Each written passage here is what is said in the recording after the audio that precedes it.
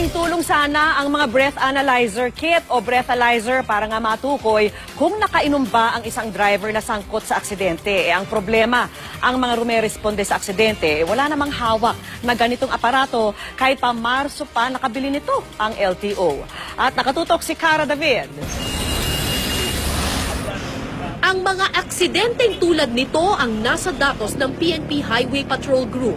Mula Enero hanggang Agosto ngayong taon, 200 aksidente sa kalsada na ang naitala dahil sa drunk driving o pagmamaneho ng lasing. Pero hindi raw masampahan ang paglabag sa Anti-Drunk and Drug Driving Act o Republic Act 10586 dahil ang kadalasang rumiresponde wala namang dalang breath analyzer. Hindi kasi kakayahan ng isang pulis na sabihing lasing ka. Wala sa ating sabihin na lasing ka kasi yung subjective yan eh.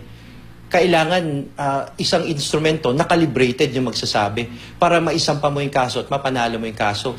Nitong Marso, bumili ang Land Transportation Office ng 150 breath analyzer kits. Bawat isa nagkakahalaga ng 68,000 pesos. Pero imbis na ibigay sa mga pulis at MMDA constables na nakapwesto sa mga kalsada, nasa iba't ibang tanggapan ang mga ito ng LTO. Sila raw kasi ang lead agency na magpapatupad ng batas. Bakit hindi na lang ibigay sa MMDA at saka sa mga police yung breath analyzer? Well, we want to, but kulang rin kasi talaga no? But as far as I know, they can always purchase their own breath analyzer kits, provided that they follow the specifications na ginamit namin. Ayon sa RA 10586 na ipinatupad noong July 1, 2014, tungkulin ng LTO na mag-deputize at magsanay ng mga pulis at MMDA constables sa paggamit ng breath analyzer. Pero aanhin mo ang training kung wala namang aparatong gagamitin.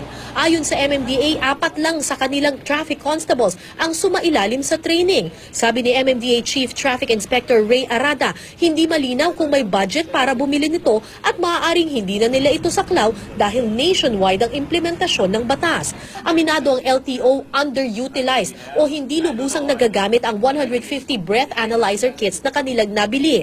Mas makakainam raw kung madadagdagan ito at maipapamahagi sa lahat ng pulis at enforcer. It's not maximized no as much as we want to. So kung maaari nga sana no, it will be on the road most of the time. Kung kaya nga natin itong ipwesto ng 24 hours a day. Ang problema lang natin, kulang lang siya talaga, kukunti lang. Pero siguro kung if they would coordinate with us, baka pwede naman siguro mag-issue ng pailan-ilan. Cara David, nakatutok, 24 oras.